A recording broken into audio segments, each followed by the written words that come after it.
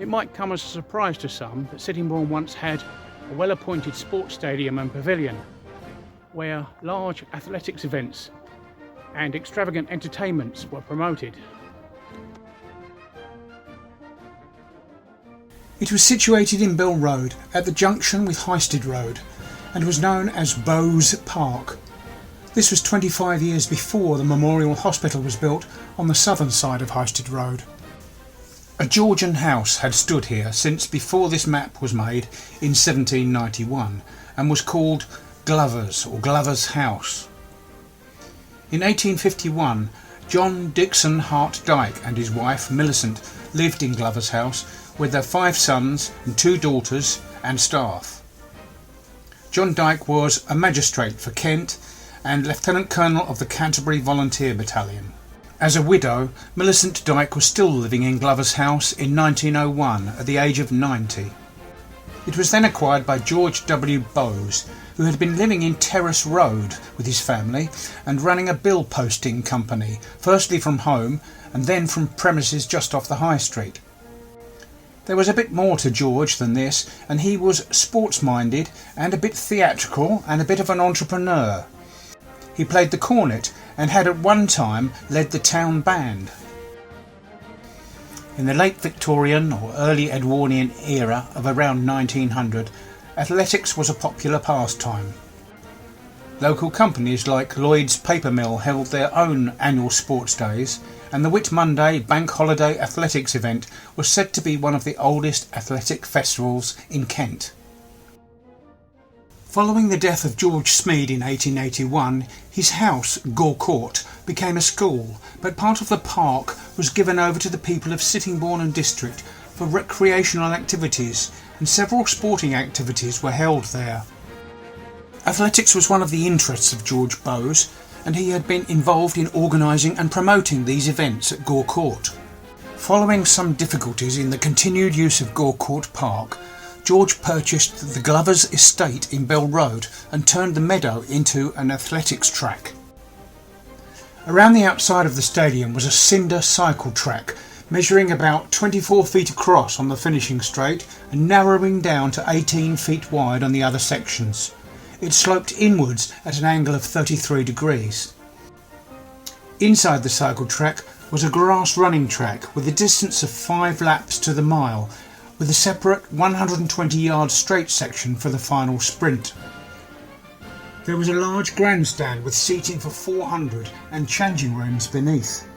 Also, an octagonal bandstand with a dance floor measuring some 60 feet by 30 feet, as well as permanent covered stalls for tea parties and a ladies' lavatory. There was room for 14,000 spectators in the ground, and it was set to become one of the best athletic centres in the south of England. Bose Park opened on Easter Monday of 1903. And then in June, 9,000 people attended a Whit Monday Fete and Athletics meeting.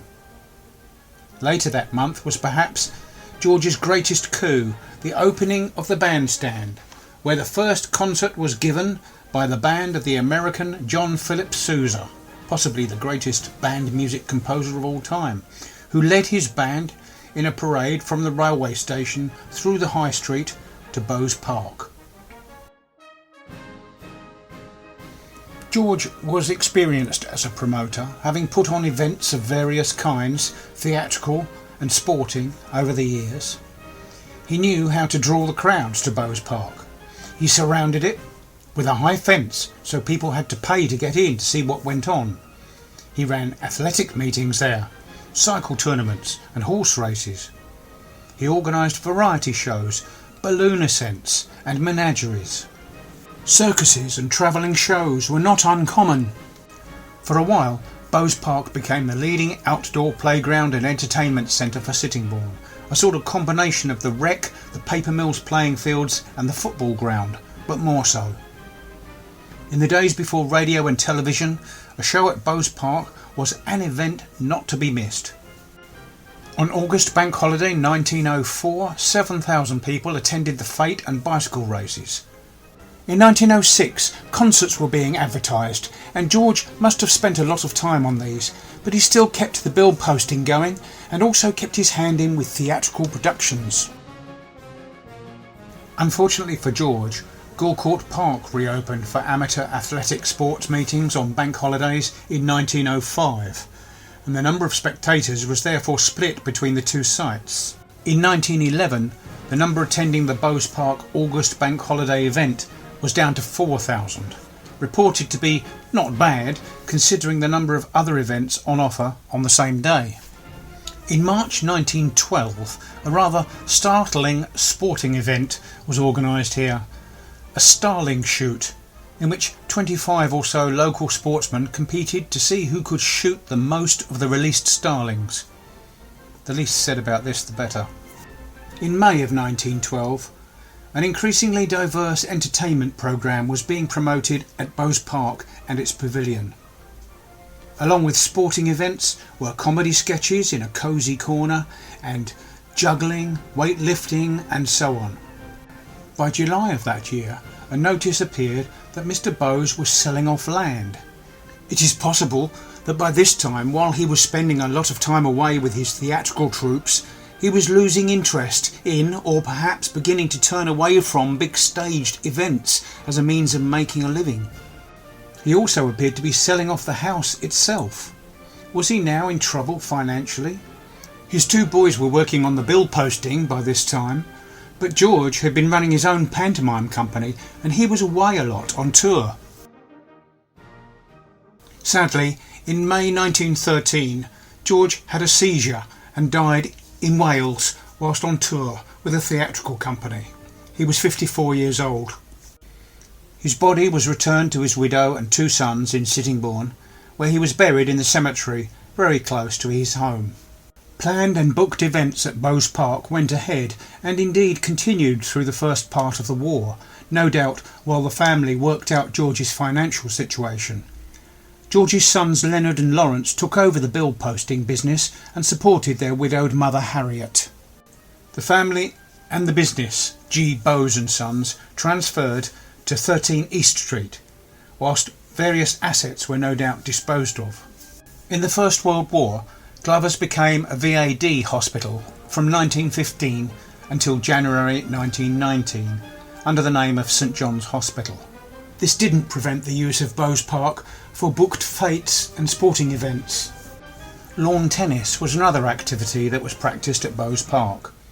Local interest in the sport had begun at Gorecourt Park in the late 1800s, and the tennis players moved to Bose Park, where the tennis courts and a small clubhouse were situated at one end of the stadium. It was one of the last sporting activities to take place there, continuing in the 1920s and the 1930s. The very last remnant of the grounds to remain open land was a bowling green, until it gave way to housing, and the road called Greyshot Close was built. In 1930, the Bose family and business relocated back to the Glover's site to two houses that they had had built there, numbers 1 and 3 Highstead Road. Later still, Glover's house was taken over by HM Inspector of Taxes during the 1930s and 40s. During this occupancy, it was mysteriously burnt down one dark night. Architecturally, its loss was a disaster, but at the time there must have been a few chuckles of delight from some of those whose tax papers were destroyed. Housing developments gradually overtook the area, and today there's no trace of either Glover's house or the sports ground, apart from part of the old wall behind me on Highstead Road.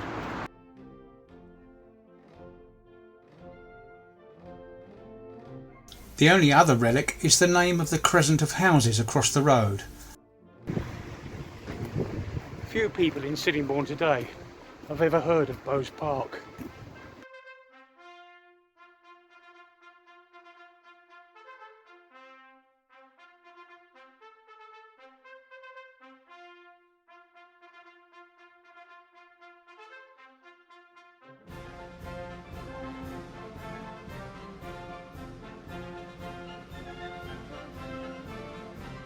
If you have found this video interesting, please subscribe to our YouTube channel or visit our website.